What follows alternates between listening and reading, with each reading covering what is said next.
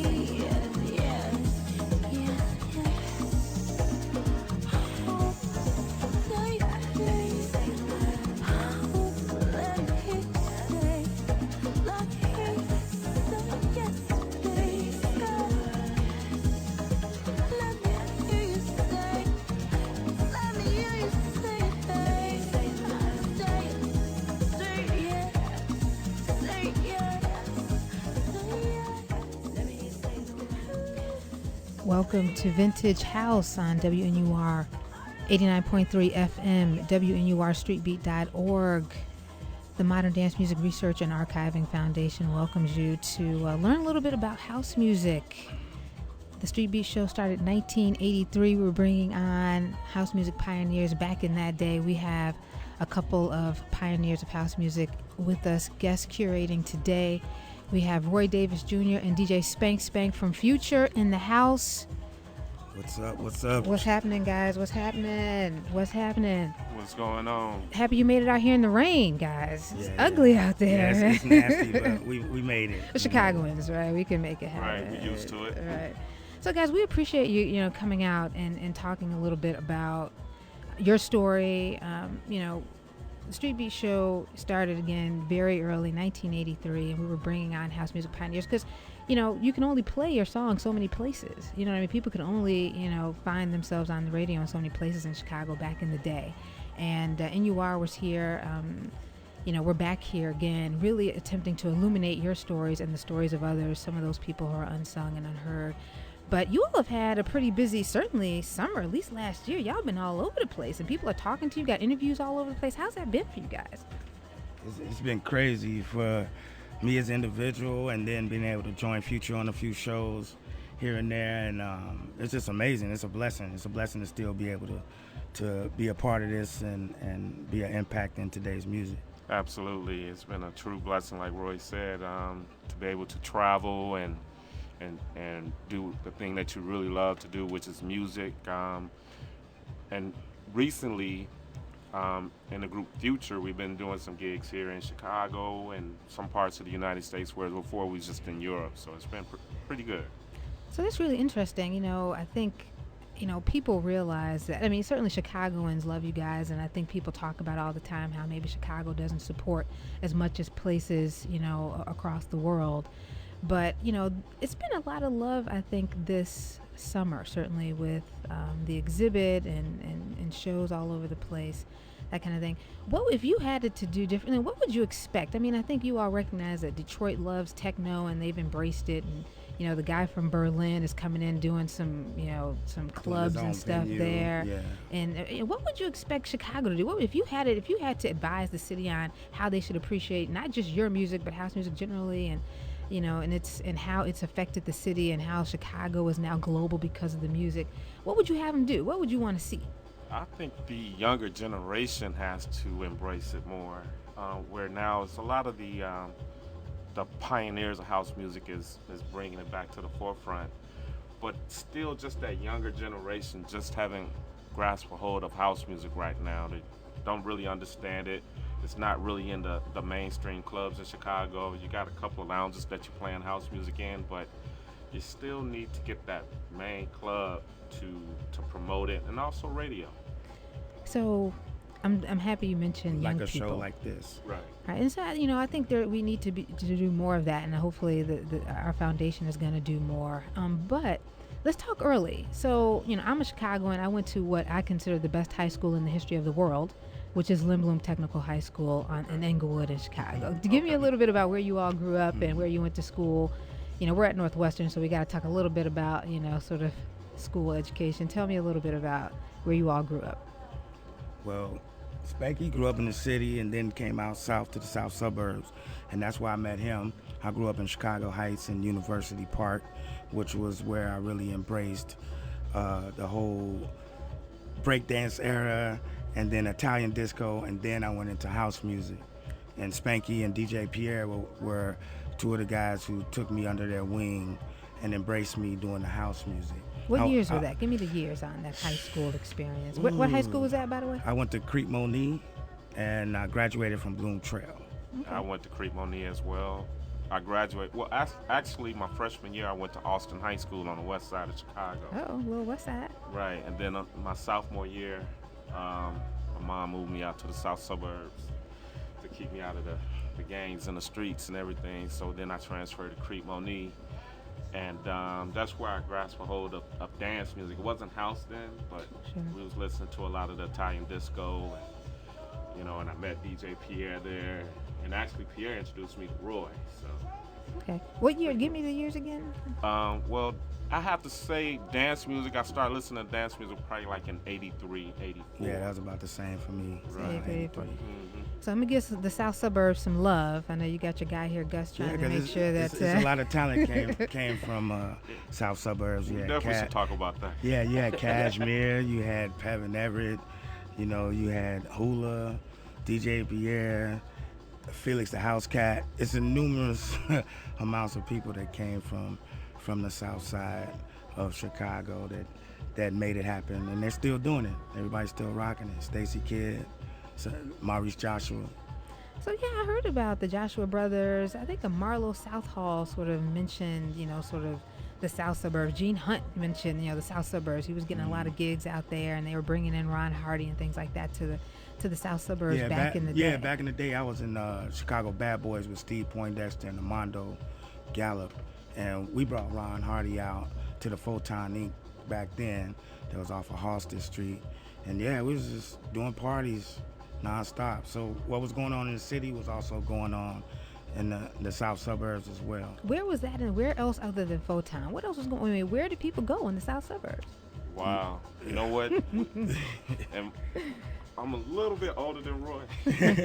So we was going to a place called Celebration Station. Right. I went there. Oh, you I went went there, to okay. Celebration Station. Where was and that? Give me the that was in Matson. Right. I forgot what street it was on. Actually, Lincoln it was on Highway. Lincoln Highway. Yeah, Right. and actually I was there when James Carter was playing and Hula and Pierre. I think it was a DJ contest or something. Right. But James Carter was a beast back then, man. Yeah, I don't know what happened to that guy. But Right. he was Back then, I used to be a dancer. I was doing a lot of the pop lock rapping back then. Interesting. I wasn't really into as far as the music thing, as far as producing or DJing anything like that. I was just killing everybody's breakdance.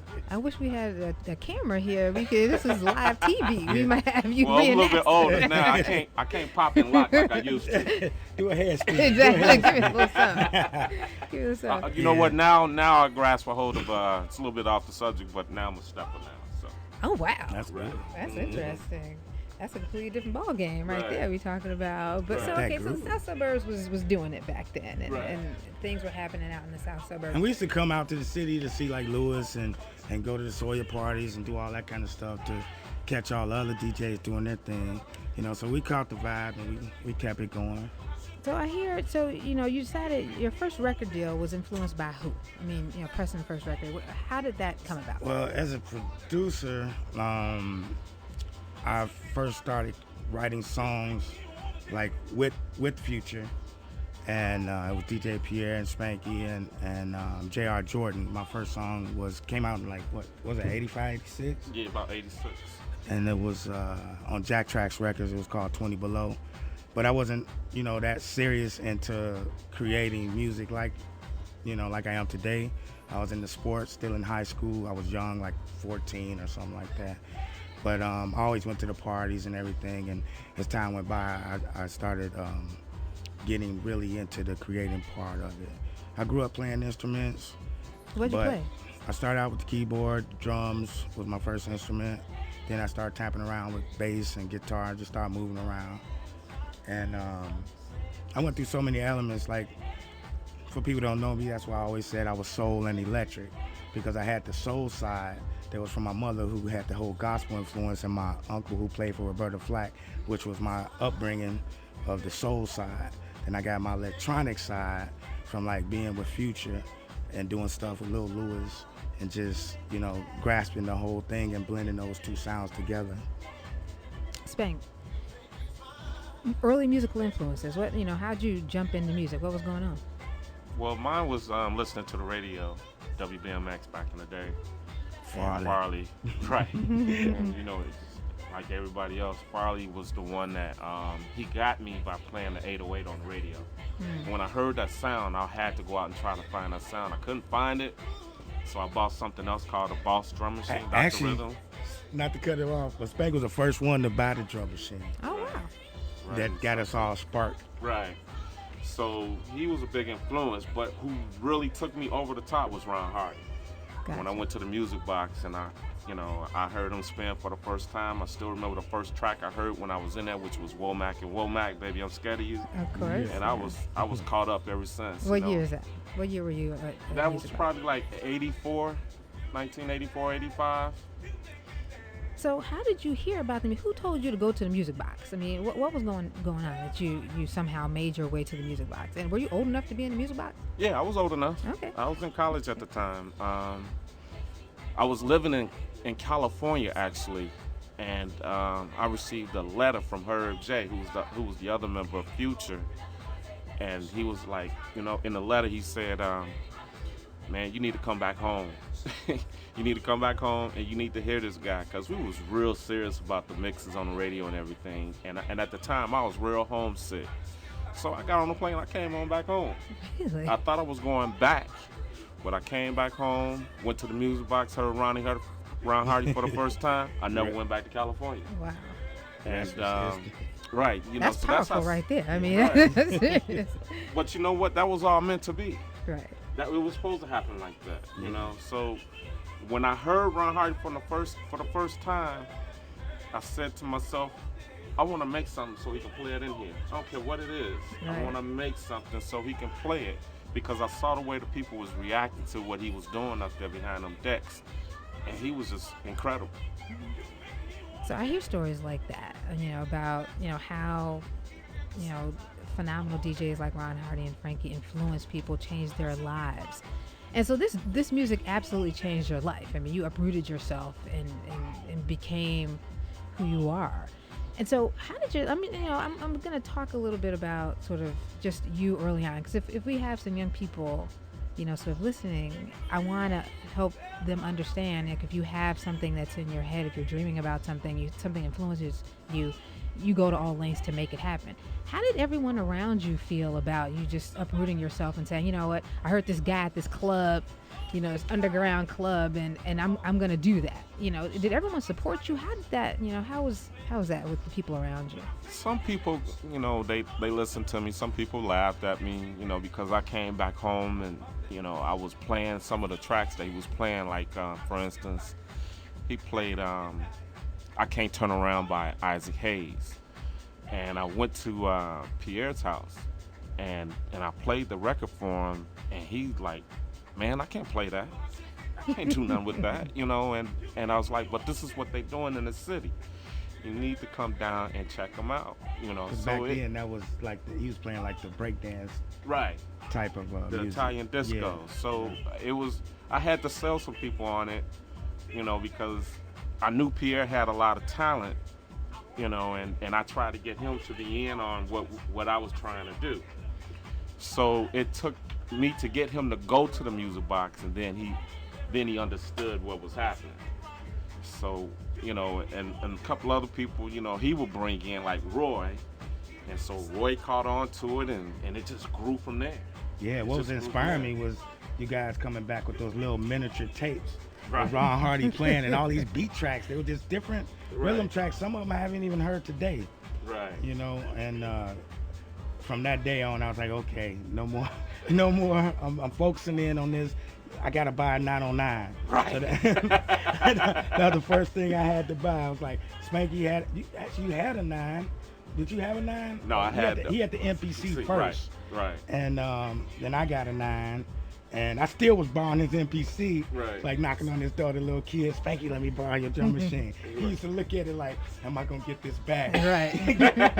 You better bring it back. Right. Spanky come over there the day he said he was coming, he'd be there. Right. But thanks to Spanky, it taught me a lot, taught me how to actually work on the MPC, which got me to where I'm at today. And I'm very appreciative to all the older guys who actually looked out for a younger brother to keep me off the streets, to keep me focused on something different. How did you all afford these machines? I mean, you all were gainfully employed and then just sort of doing this on the side, or like, how do you get that kind I of was the type of guy, I would go get a job. If I wanted something, I would go get a job just to get that piece, anything.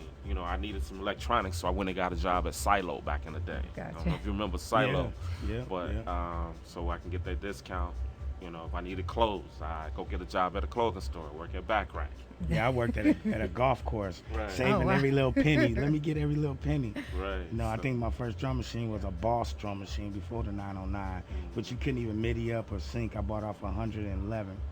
And my dad was like, what you gonna do with this? All I had was a reel-to-reel and a drum machine. Right. But I stayed in that basement with that one little drum machine, trying to make something happen. I think I made Faces Drums 1,000,000 times. But hey, it was a start. That's again, I mean, that's kind of what people need to hear. I mean, you all worked to get this done. It wasn't like you easily, you weren't just born with a bunch of money, like here's some dough, go get it. You had to really work at it and make it happen. Well, yeah, my mom thought I was nuts because I dropped out of school to do this. And she was paying all this money. College. Right, she was paying all this money for me to go to school. But, I would be in school, our school had a pool room. So I knew I had to go to class, but I would be in that pool room just making beats on this little drum machine. Interesting. So I stopped going to class. I was in my dorm with my little drum machine. Right. So. And I went to school playing football. Football was my thing, and running track. And I was just in there every day with the beats.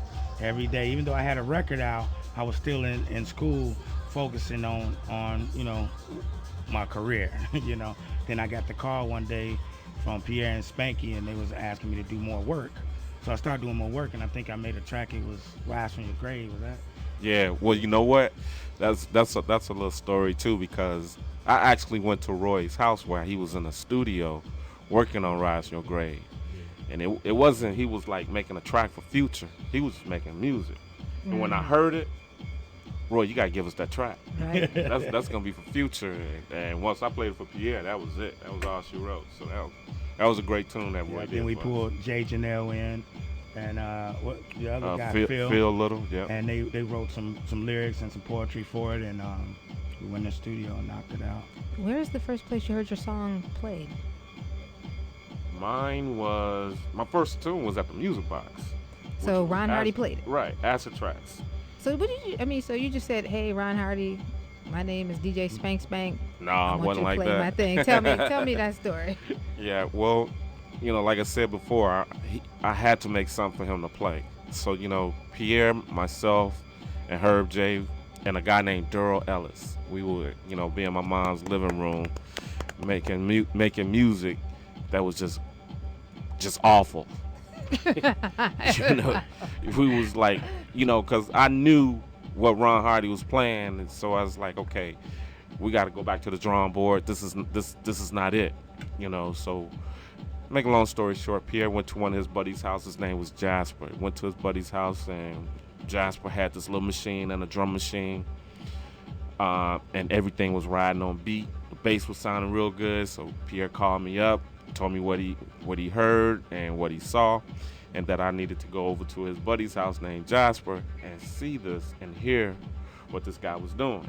And when I heard it, the next day I got up, I went and looked for it, and I went and bought one, which was the Roland TV 303. Mm-hmm.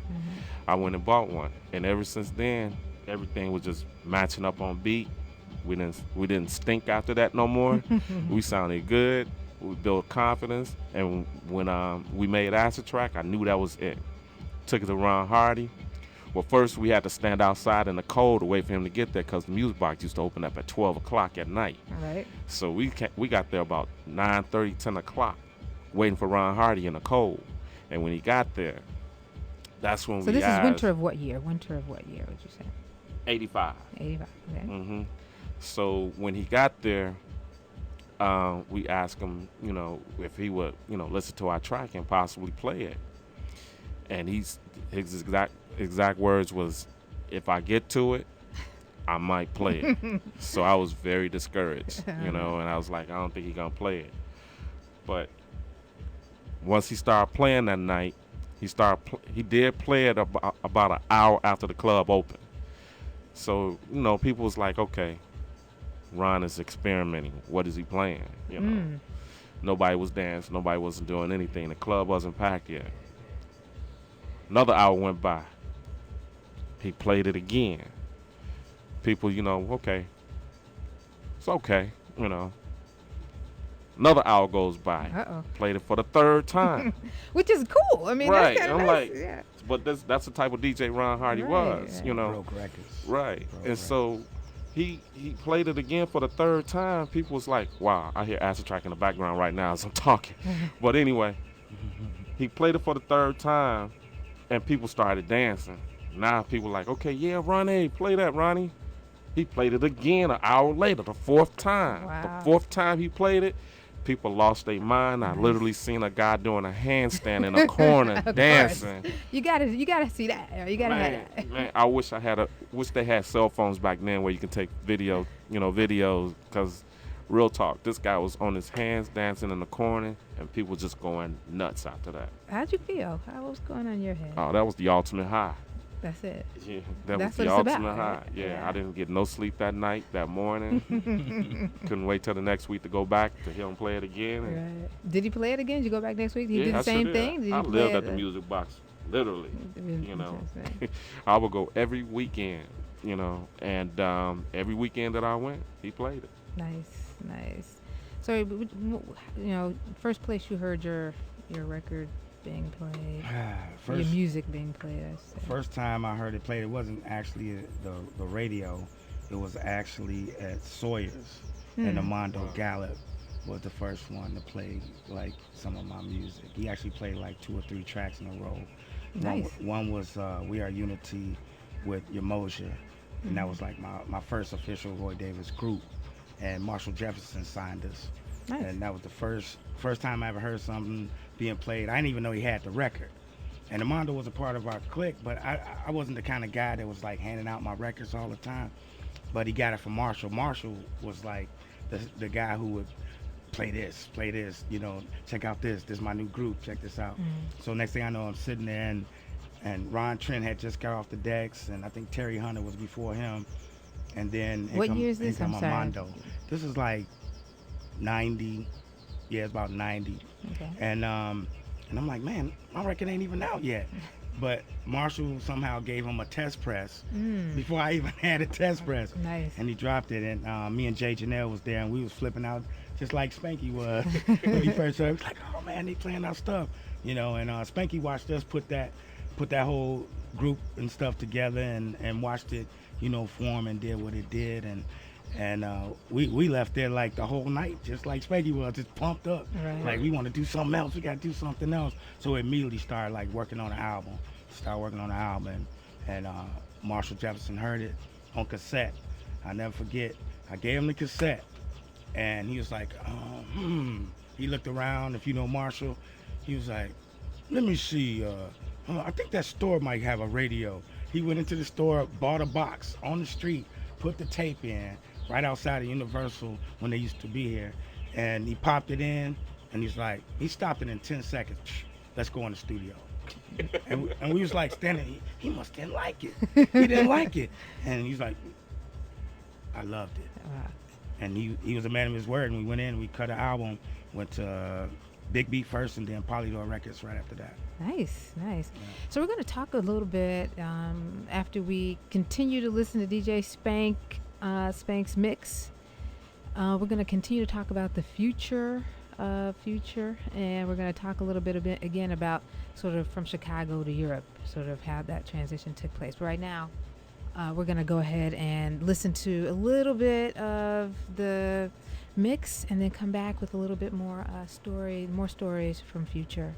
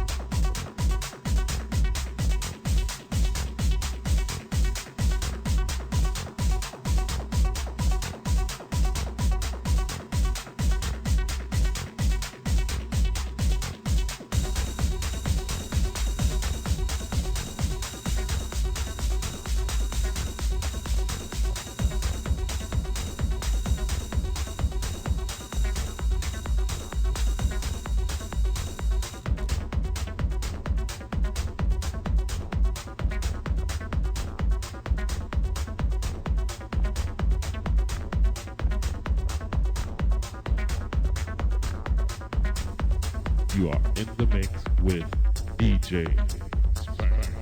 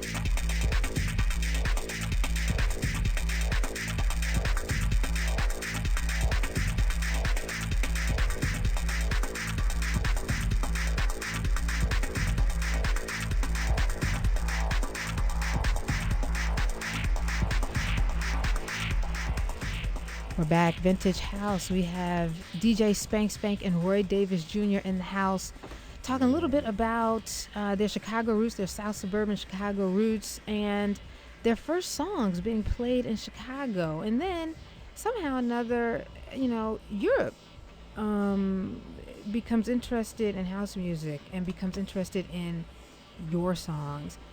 What did you think about it? Who told you that this is a #1 song in Europe? How did you hear that? What happened there? Well, for us, Future, it was a secret actually from Larry Sherman at Trax Records. He didn't want us to know that it was very popular in Europe because let him tell it, the record wasn't selling.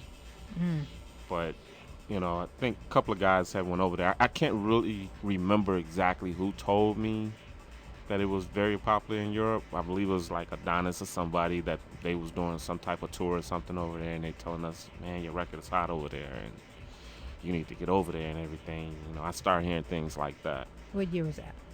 That had to be like 87. 87. Yeah, somewhere around there. And the record came out in 87. I mean, it was already very popular in Chicago from 85, just being on cassette. And then, Marshall Jefferson was the one that introduced us to Trax Records and forced us to, well, not forced, but had us put this record out on Trax Records.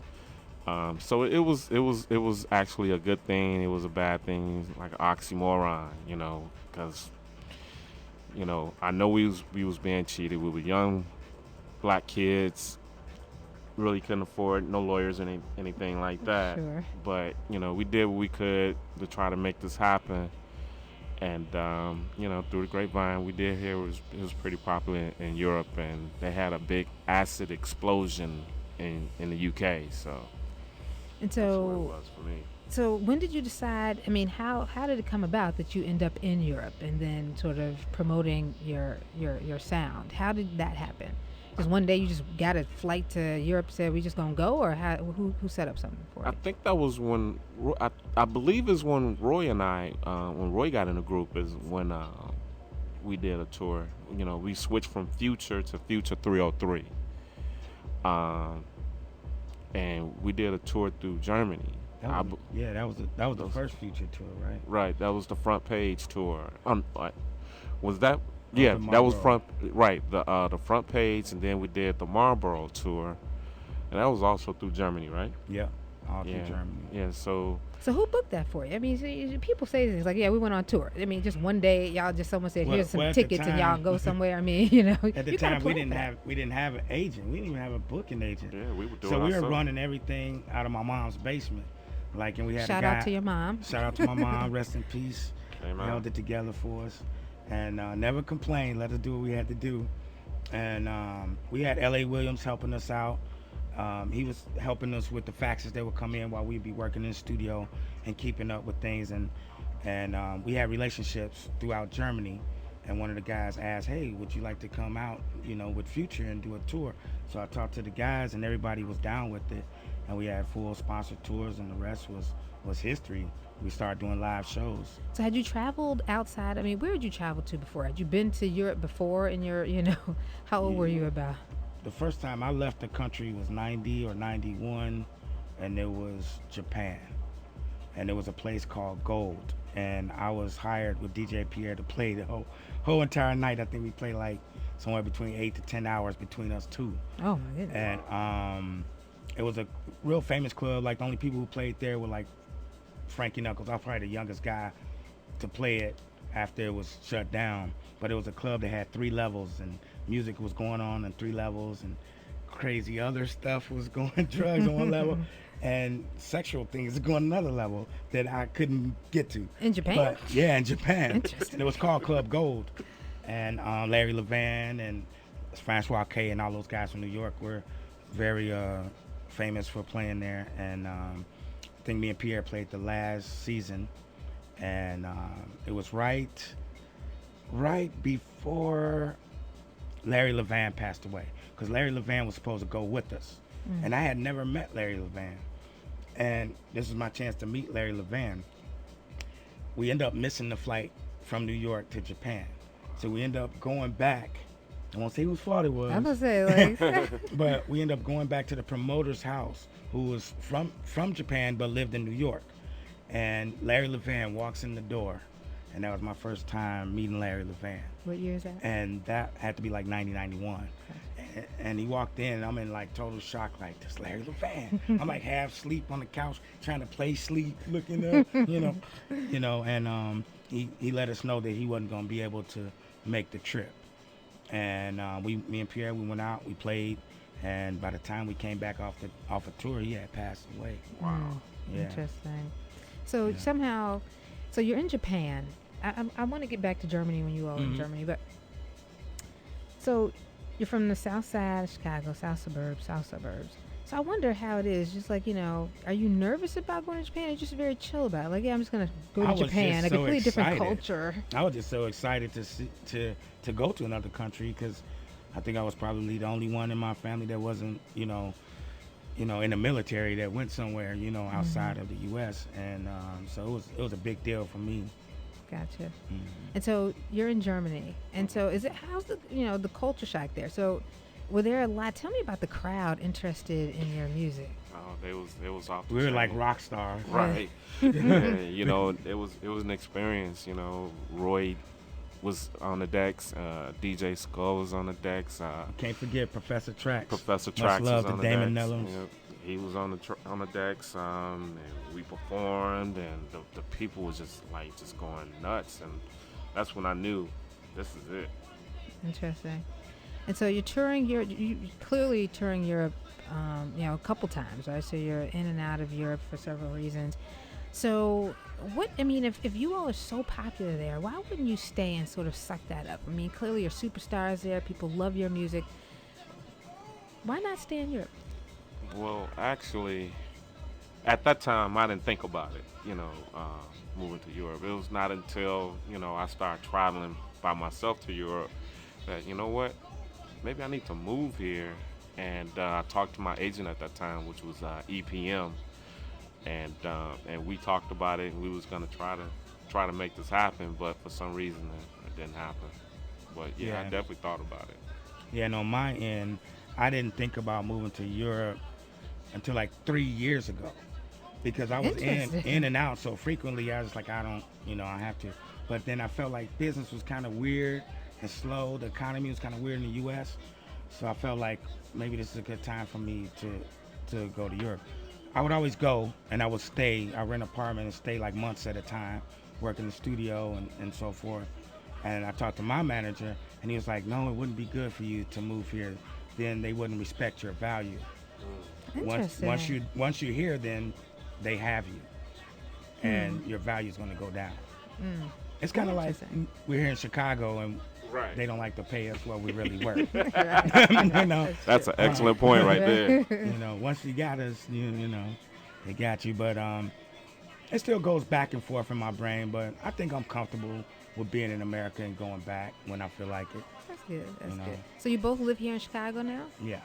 Happy to still happy to be in Chicago. I mean, things are going on. There's all kinds of issues, sort of globally, but Chicago's always known for some of that. How does that, how does it, you're global superstars, yet you decide to stay in Chicago, in a place that sometimes respects who you are and sometimes, doesn't. Now is a great time, but what keeps you here? Well, I stay here because my family is here. My wife, kids. I can't just pack up and move. My daughter just graduated out of 8th grade. She's going to high school now. So Congratulations. Thanks. So there's no way for me to just pack up and move.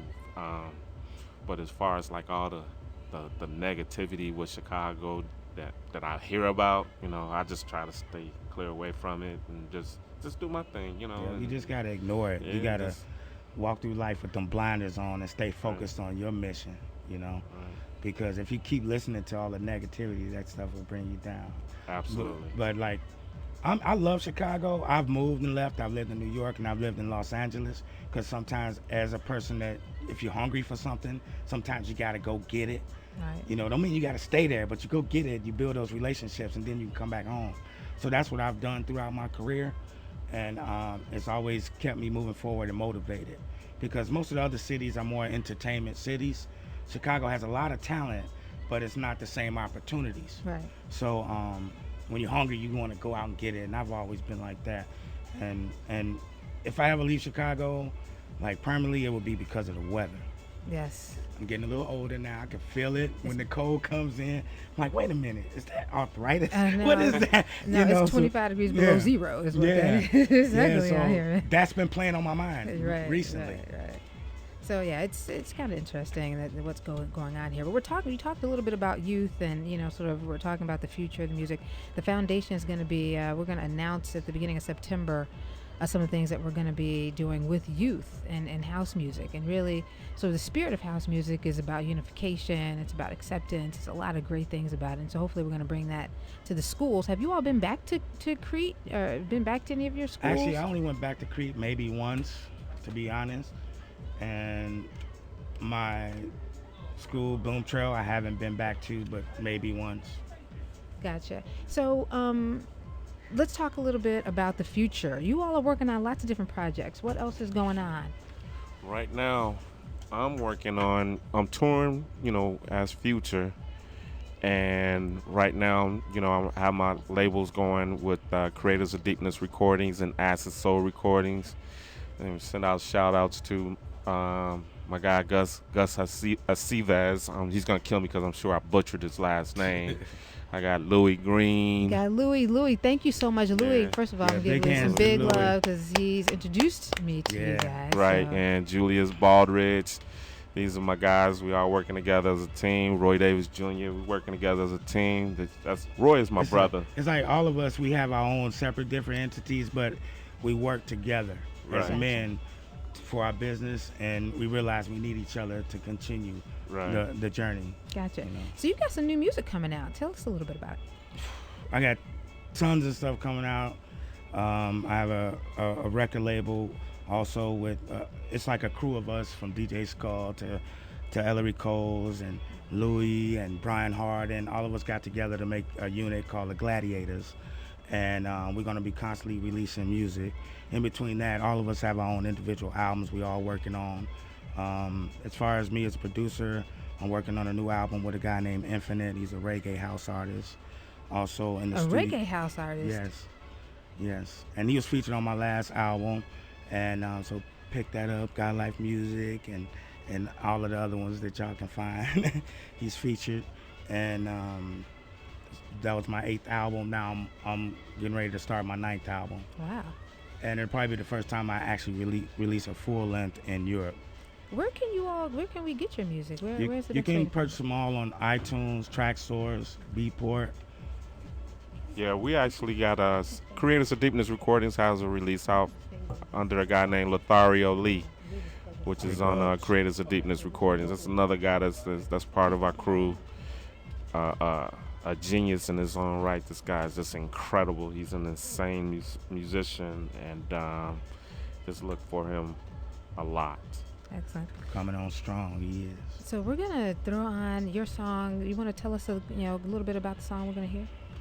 This is me and M&E-K. He's known for being on a lot of hit records out of Europe with Rudimental and Gorgon City, and he's a younger artist, and he's signed on a major. And this is the first time unreleased played here on your station. All right.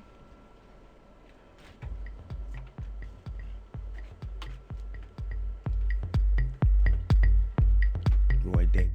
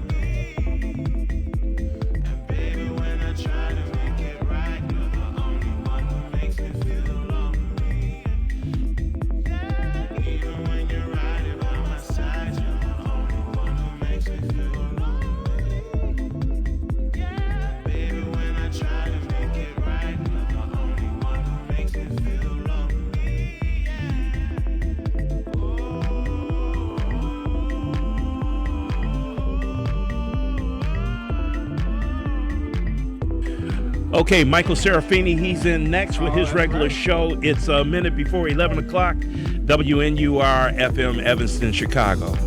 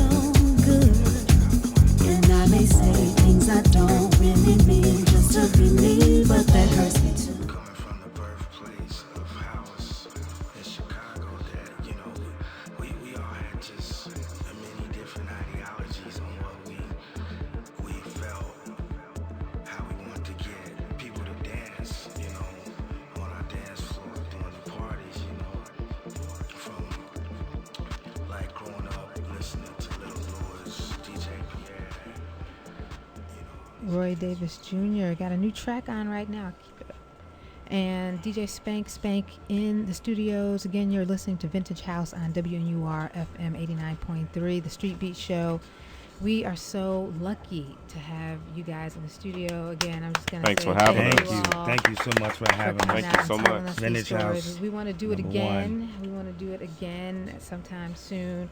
But again, at some point, I want you all to come on and have your own show. Bring in whoever you like and just, talk about whatever you want to talk about. All these early people, you all are, where are these guys at? Bring them on, let them tell their stories as well. Absolutely. You quiz them a little bit. Okay. So where are you all playing next? Where can we hear you guys next? I'm in New York this weekend. I'm also at the Evil Olive in Chicago this Friday. I'm at the Output Saturday in New York. And then I'm also at North Coast Festival on the 5th. So you all over the place. Good Yeah, man. constantly. I'm in New York as well. 2 weeks from now on the 27th, I'm in New York. And then after that, I go to Paris. And from there, come back, go to Canada. Wow. Yeah. Global. So Yeah. definitely, your itinerary. We'll put it out for our fans and people who love house music to follow you wherever you all are. Anyone you guys you want to thank? Anyone you all want to just give a quick shout out to, just generally before we let Mike Serafini take Street Beat forward at 11? I'd like to thank everybody who ever supported us, Future, Roy Davis, DJ Spank, the whole Southside crew, Louis Green, Ellery Coles, DJ Skull, Lothario, the whole crew. We'd like to thank everybody, the dancers, everybody who's been supporting us and keeping us going and motivated to carry on that torch, and God most of all. Absolutely. Of course, well, I better say, my wife, Elisa. Thank you. If she's still up listening. DJ Pierre, the Afro Acid Movement, Future Entertainment. Who else? I guess that's about it, and thank you guys for having us on. I mean, Thank you so much. It's been a great thing. Appreciate All right, it. Well, we really appreciate you all. You all are what it's all about. This is what Vintage House is all about, bringing in the pioneers. Thanks again to WNUR FM 89.3, the Street Beat Show. Mike Serafini takes us out. All right, my man Mike, Gramophone Records in the building.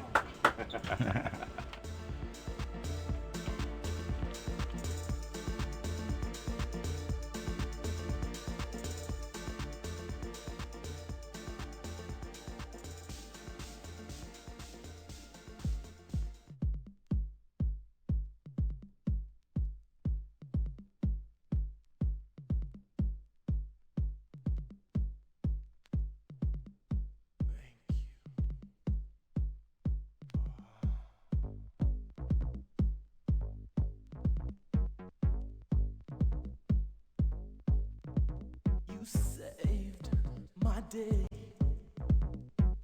You saved my day. You saved my day. Thank you, baby.